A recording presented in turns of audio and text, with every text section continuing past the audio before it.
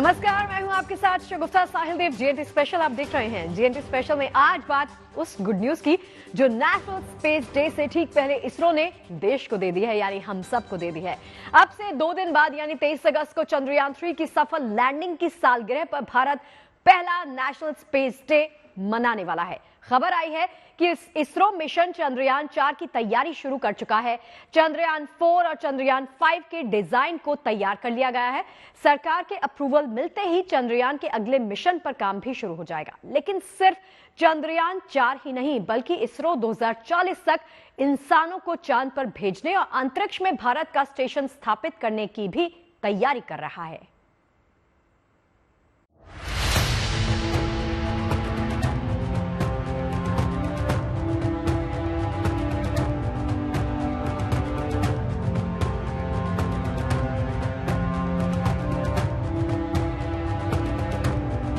India is on the moon.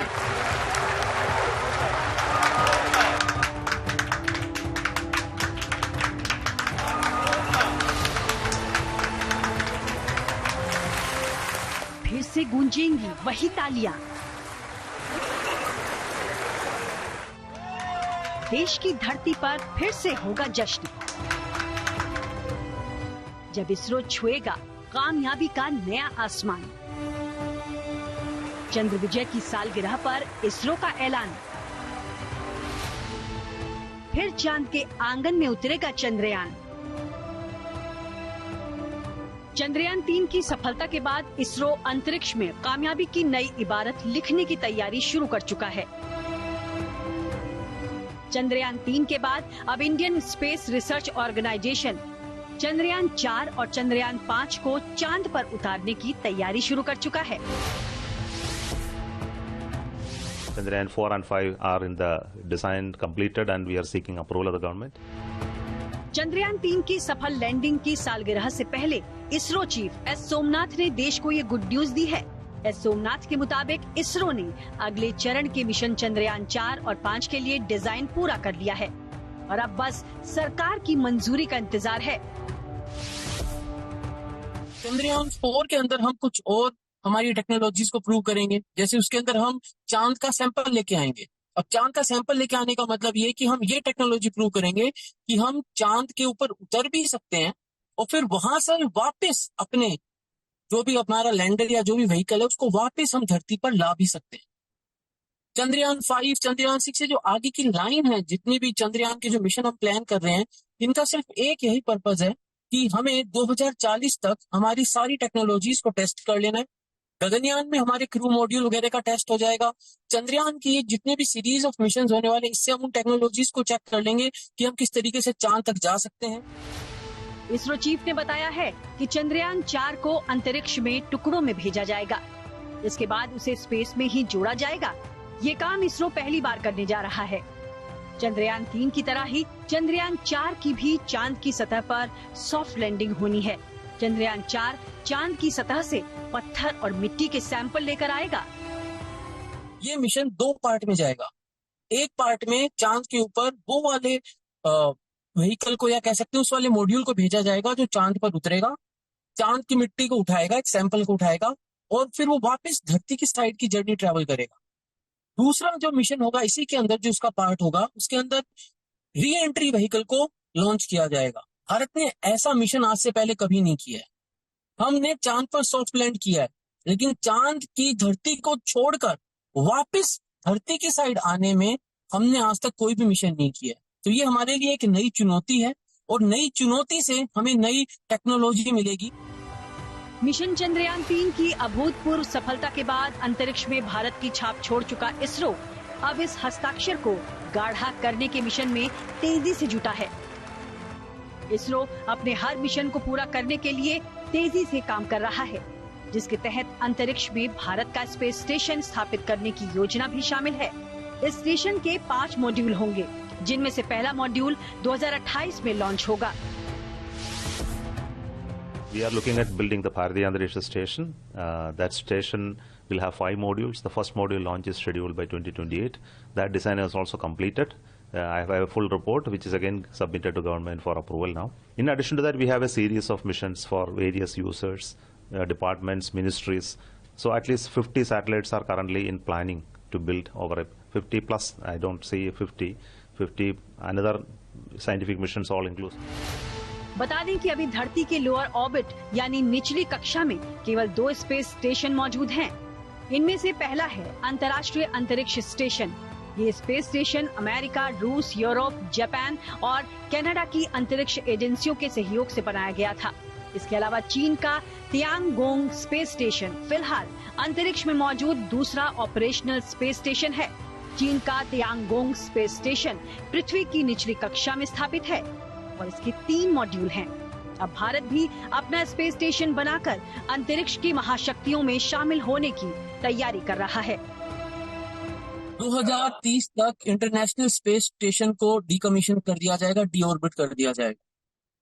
इसका मतलब अगर उस जगह पर हम हमारा अंतरिक्ष स्टेशन लगाते हैं तो ये कमर्शियल पॉइंट ऑफ व्यू से एक बिजनेस अपॉर्चुनिटी होगी, टेक्नोलॉजी पॉइंट ऑफ व्यू से इसरो और इंडिया का नाम ऊपर होगा और हम भी गर्व से कह पाएंगे क्योंकि ये एक सॉफ्ट पावर का भी हिस्सा बनता है। इसके अलावा अगले 5 साल में इसरो 70 सैटेलाइट लॉन्च करने की योजना बना रहा है। लेकिन इन सारे मिशन में सबसे खास और महत्वाकांक्षी मिशन है इंसान को चांद की जमीन पर उतारने का अभियान।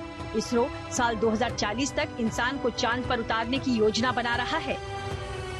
Then we have a mission to go to moon, land human being on the moon. That, of course, it takes time. 2040 is the time, but so we are looking at the steps and capability development in terms of technology until we reach that. That process will be initiated after a few years from now. But the initial investment that are needed to create the technology is already being put up to government. दुनिया भर की अंतरिक्ष एजेंसियां चांद पर इंसान को पहुंचाने और बसाने के इस सपने का पीछा कई दशकों से कर रही हैं। पिछले साल नासा का आर्टेमिस अभियान भी उसी सपने की ओर इंसान का एक बड़ा कदम था। ऐसे में ये देखना बेहद दिलचस्प और रोमांच से भरा होगा कि हमारा इसरो इस सपने को कैसे पूरा करता है।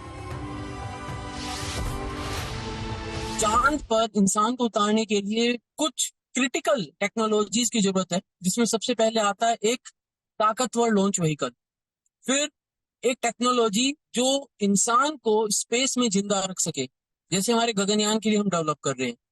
तीसरा, चांद पर उतरने के बाद चांद की सतह को छोड़कर वापस चांद से धरती तक आने की काबिलियत। ये जो तीनों टेक्नोलॉजीज हैं, इसमें से इसरो ने लॉन्च व्हीकल की कैपेबिलिटीज को बढ़ाने के लिए ऑलरेडी डिजाइन्स तैयार कर लिए हैं, मिशंस प्लान कर लिए हैं, टेस्टिंग फेज चल रही है। जैसे सेमी क्रायो इंजन है, सेमी क्रायो इंजन की जरूरत ही इसलिए है क्योंकि उससे लॉन्च व्हीकल की लिफ्ट ऑफ कैपेबिलिटी बढ़ती है। इतिहास गवाह है कि चाहे मंगल ग्रह पर पहले ही प्रयास में अब तक का सबसे किफायती मिशन करने की बात रही हो या फिर चांद के दक्षिणी ध्रुव पर भारत का झंडा गाड़ने का मिशन हो, हर अभियान को इसरो के वैज्ञानिकों ने अपनी मेहनत से सफल बनाया है। जवान और किसान की तरह ही विज्ञान की राह के ये वो कर्मवीर हैं जिनकी मेहनत, लगन ने आज हिंदुस्तान को स्पेस साइंस के एलीट क्लब में शामिल कर दिया है। ऐसे में पूरी उम्मीद है कि चंद्रयान 4 और 5 समेत चांद पर इंसान को उतारने के सपने को भी हमारा इसरो कामयाब कर दिखाएगा। Bureau report, good news today. तो आज जो सफर चंद्रयान 4 की तरफ बढ़ रहा है, उसकी शुरुआत चंद्रयान 1 के साथ हुई थी। चंद्रमा की तरफ कूच करने वाला भारत का पहला अंतरिक्ष यान था चंद्रयान 1। उस मिशन के तहत एक मानव रहित यान को 22 अक्टूबर 2008 को चंद्रमा पर भेजा गया था और ये 30 अगस्त 2009 तक एक्टिव रहा था। इस यान को चंद्रमा तक पहुंचने में 5 दिन लगे थे, लेकिन इसे चांद की कक्षा में स्थापित करने में 15 दिनों का वक्त लगाया था। चंद्रयान का उद्देश्य चंद्रमा की सतह के नक्शे के साथ साथ पानी के अंश और हीलियम की तलाश करना था। चंद्रयान 1 ने चंद्रमा से 100 किलोमीटर ऊपर 525 किलोग्राम का एक सैटेलाइट ध्रुवीय कक्षा में स्थापित किया। इस उपग्रह ने अपने रिमोट सेंसिंग उपकरणों के जरिए चंद्रमा की ऊपरी सतह की तस्वीरें भेजी थी। चंद्रयान 1 के साथ भारत चांद पर यान भेजने वाला छठा देश बन गया था। यही वजह थी कि बेहद तैयारी और उम्मीदों के साथ 2019 में भारत ने मिशन चंद्रयान 2 को लॉन्च किया था। और देखिए, इसरो के काबिल वैज्ञानिकों ने इस मिशन में कोई कोर कसर, कोई कमी नहीं छोड़ी थी। आखिरी वक्त तक सब कुछ योजना के मुताबिक चला, लेकिन चांद की सतह पर लैंड करने के चंद मिनट्स के पहले इसका संपर्क जमीनी स्टेशन से टूट गया था।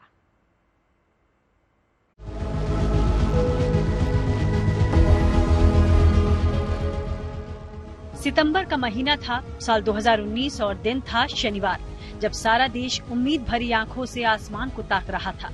आम लोग देख रहे थे, वैज्ञानिक देख रहे थे, इसरो के मुख्यालय में बैठ खुद देश के प्रधानमंत्री देख रहे थे। चंद्रयान 2 बस चंद्रमा की सतह पर उतरने ही वाला था, लेकिन अचानक लैंडर विक्रम से संपर्क टूट गया। चांद की दहलीज से बस 2 किलोमीटर की दूरी पर हकीकत बनने से बस चंद पलों की दूरी पर हमारा ख्वाब उस रोज एक बार फिर बस ख्वाब होकर रह गया। उस रोज वैज्ञानिकों का हौसला बढ़ाकर पीएम मोदी बाहर आने लगे तो इसरो अध्यक्ष के सिवन अपने आंसू नहीं रोक सके थे। तब प्रधानमंत्री मोदी ने फौरन उनको गले से लगाकर दिलासा दिया था। ये बेहद ही भावुक पल था। दरअसल भावनाओं के इस ज्वार की अपनी वजह थी। देश के लिए मिशन मून की अहमियत को देखते हुए इसरो के वैज्ञानिक सालों से चंद्रयान 2 को सफल बनाने के लिए जी तोड़ मेहनत कर रहे थे। भारत की पीढ़ियां बरसों से दूसरे देशों को अपने अपने यान चांद की जमीन पर उतारते देखती चली आ रही थी। सो लाजमी था कि चंद्रयान 2 की घोषणा के साथ ही हमारी उम्मीदें मानो इसरो के चंद्रयान से पहले ही चांद पर जा पहुंची थी।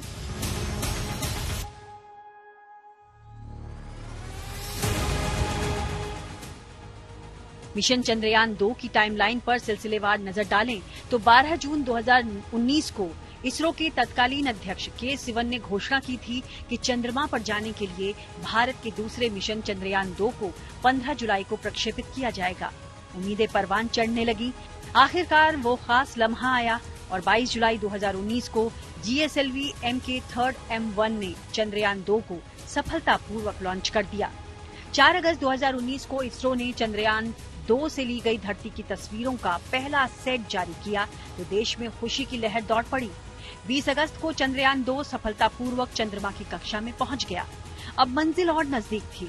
7 सितंबर 2019 को चांद की सतह पर चंद्रयान 2 की लैंडिंग होनी थी। लैंडिंग की तय तारीख वाले दिन भी लैंडर विक्रम को चंद्रमा की सतह की ओर लाने की प्रक्रिया बिल्कुल सामान्य और पहले से तय योजना के मुताबिक ही दिखाई दी। लेकिन कुछ समय बाद ही लैंडर का संपर्क जमीनी स्टेशन से टूट गया और मिशन चंद्रयान 2 अधूरा रह गया।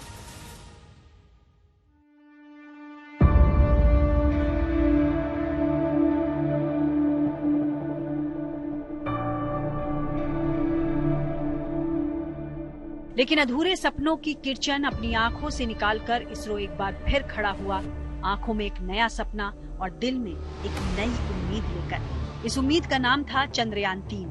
सारे देश की शुभकामनाओं के साथ इसरो एक बार फिर चांद का दरवाजा खटखटाने की तैयारी में जुट गया। चंद्रयान 3 की इंजीनियरिंग पर अलग ढंग से मेहनत की गई। कई बदलाव किए गए इसे और बेहतर और मजबूत और सक्षम बनाने के लिए, ताकि अब की बार सॉफ्ट लैंडिंग में कामयाबी मिल सके। कोरोना के दौर में भी तैयारियां जारी रही। दिन गुजरे, साल 2023 ने दस्तक दी और फिर आया 14 जुलाई 2023 का दिन। To the launch event of India's prestigious LVM-3 M4 Chandrayaan 3. 2, 1. We have ignition. Liftoff normal. Here we have a majestic liftoff of LVM-3 M4 rocket carrying India's prestigious Chandrayaan 3 spacecraft. Free to tracking. 14 जुलाई को चंद्रयान 3 अपने सफर पर रवाना हो गया। पृथ्वी की कक्षा में चक्कर लगाने के बाद स्पेसक्राफ्ट 5 अगस्त को चंद्रमा की कक्षा में पहुंचा। 16 अगस्त तक वो चांद की करीबी कक्षा में आया। 20 अगस्त को डी बूस्टिंग के बाद चांद की दूरी बस 25 किलोमीटर की थी।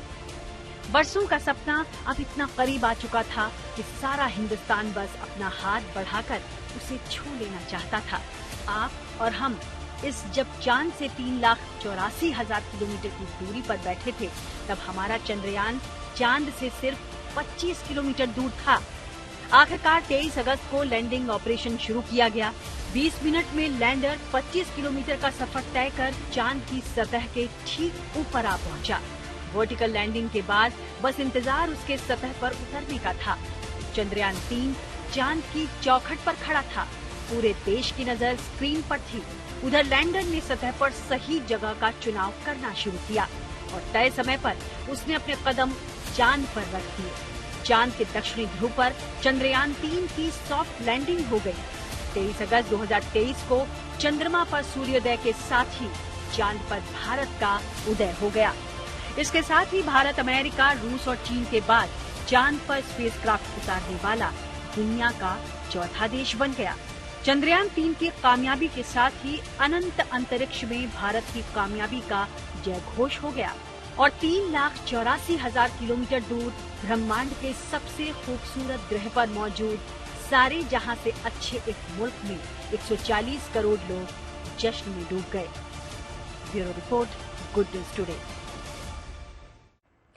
चांद पर बस्ती हो अपनी, कब ऐसा हमने सोचा था। अब आपने सोचा हो नहीं, लेकिन इसरो का इरादा तो कुछ ऐसा ही नजर आ रहा है। सिर्फ इसरो ही नहीं बल्कि नासा समेत दुनिया की सारी अंतरिक्ष एजेंसियां चांद तक पहुंचने की होड़ में लगी हैं। वैसे वास्तव में देखा जाए तो इंसानों के इस मून मिशन की शुरुआत 60 के दशक में ही हो चुकी थी। ये वही दौर था जब अमेरिका और रूस के बीच में स्पेस रेस में एक दूसरे को पीछे छोड़ने की होड़ सी लगी हुई थी।